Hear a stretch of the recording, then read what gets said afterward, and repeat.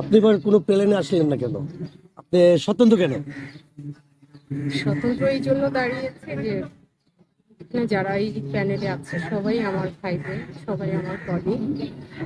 এক প্যানেলে গেলে আরেক প্যানেলের যারা ভাই বোন আছে তারা হয়তো মনোক্ষুণ্ণ হতে পারে, কিংবা আমি তাদের দিকে তাকালে যদি তাদের তাকানোও ভালো হয়, তার কাছে আমার কাছে মনে হবে যে হয়তো আমার উপরে একটু অভিমান করে আছে।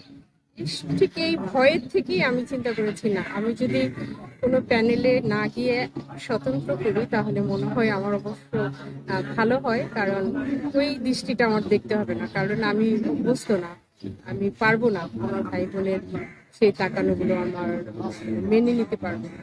তো এটা এখন আসলে ওই 5-7 বছর ধরে এরকম হচ্ছে, যে এক প্যানেলে দাঁড়ালে আরেক প্যানেলের ওরা একটু অন্যভাবে দেখে।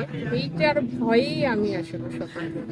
আপনি শিল্পী শুনতে আরো আগে তো আপনি নির্বাচিত। এর আগে একটি প্যানেলে আমি একাই পাশ করেছিলাম, এটা আমার সৌভাগ্য। আর হয়তো আরপিসির ইতিহাসে এটাই মনে হয় প্রথম। আমার বিশ্বাস এবারও আমার ভাই বোনেরা আমাকে তাদের মূল্যবান ভোট দিয়ে আমাকে জয়যুক্ত করবে। আমার ভাই বোনের কাছে আমার প্রত্যাশা আর আমার বিশ্বাস আছে। আমার ভাই বোনের জন্য অনেক ভালোবাসা, অনেক অনেক ভালোবাসা। আমার জন্য দোয়া করবেন ভাই বোন। অডিয়েন্স যারা দেখছেন তাদের কাছেও দোয়া চাই, আমার জন্য দোয়া করবেন। সবাই ভালো থাকবেন। আসসালামু আলাইকুম।